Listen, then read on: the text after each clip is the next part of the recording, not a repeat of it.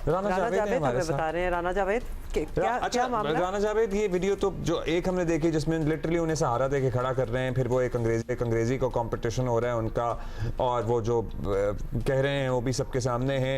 ये एक ही दिन की वीडियोस हैं सारी। एंड ऑल्सो हम बिल्कुल इसको मिसअंडरस्टैंड नहीं करना चाहते। मतलब आपने अभी ड्रंक वाली बात की है, हो सकता है कोई मेडिकल इशू भी हो, तो हम आपसे जानना चाहते हैं कि एक्चुअली क्या मसला है उधर उनको। बिल्कुल अब्दुल्ला और हुमा, एक तो ये एक वीडियो नहीं है और ये एक ही वक्त की एक दिन की नहीं है, ये मुख्तलिफ औकात की मुख्तलिफ वीडियोस हैं ये जो मतलब यहाँ पर आई है। और ये पहली बार नहीं हुआ जब स्टूडेंट्स और टीचर्स प्रोटेस्ट कर रहे हैं, तो इसका मतलब है कि काफी टाइम गुजरा होगा और काफी टाइम से सिलसिला चलता आ रहा होगा। जब बर्दाश्त से बाहर हो जाती है तो फिर मजबूरन टीचर्स जो और जो वो स्टूडेंट्स उन्होंने बाइकआउट का फैसला किया क्लासेस का, तो ये काफी अर्से चलता आ रहा था।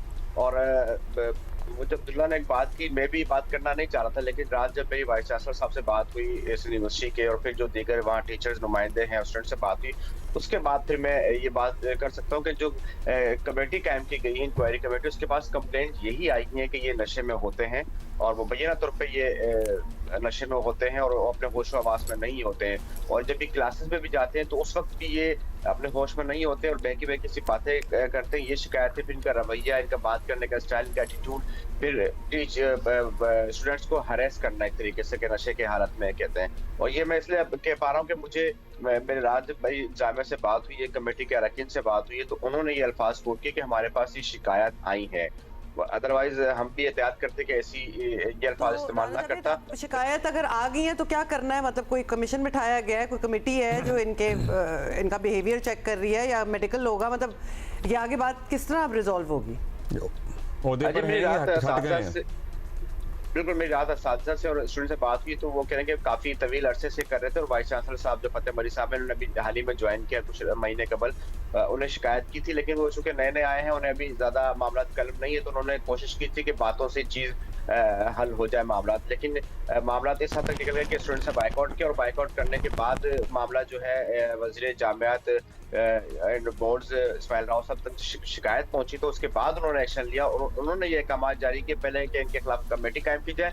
लेकिन उसके बाद भी जब टीचर्स ने और बच्चों ने बाइकआउट नहीं खत्म किया क्लासेस का, उसके बाद इस्माइल राव साहब ने ये ऑर्डर्स जारी किए कि इनको ओहदे से हटा दिया जाए। तो रात हमारी फतेह मरी साहब है जी, ये अजहर शाह साहब जो हैं, जो इंचार्ज हैं दादू सिंध यूनिवर्सिटी के, इनकी बैकग्राउंड भी बताएं। इससे पहले ये कहाँ पोस्टेड थे और किन किन ओहदों पर फाइज रहे हैं बेसिकली, और इससे पहले कोई शिकायत रही हैं इस ज़मीन में?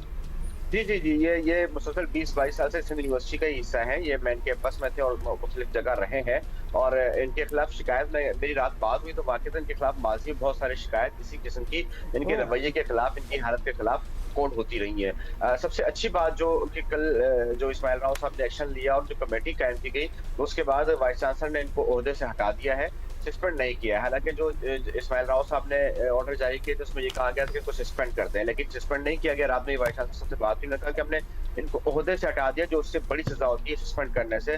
और उसके बाद इंक्वायरी जो होगी, इंक्वायरी की अच्छी बात है कि इंक्वायरी जो कंडक्ट की गई उसके जो सरबराह हैं dean business and commerce doctor Javed साहब, वो एक उनकी एक बड़ी अच्छी शोहरत है सिंध यूनिवर्सिटी में। वो एक गैर जानिबदार किस्म के इंसान है और वो हमेशा उनका एक नाम रहा है। तो उनके एक सरबराही में 3 रुकनी कमेटी कायम की, जिसके बाद Rana Javed, that's all the time we have. और बड़ी इंटरेस्टिंग की ट्विस्टेड किस्म की बात है। पहले तो स्टूडेंट्स ने थोड़ा सा एंजॉय किया होगा उनको, but obviously that can not go on.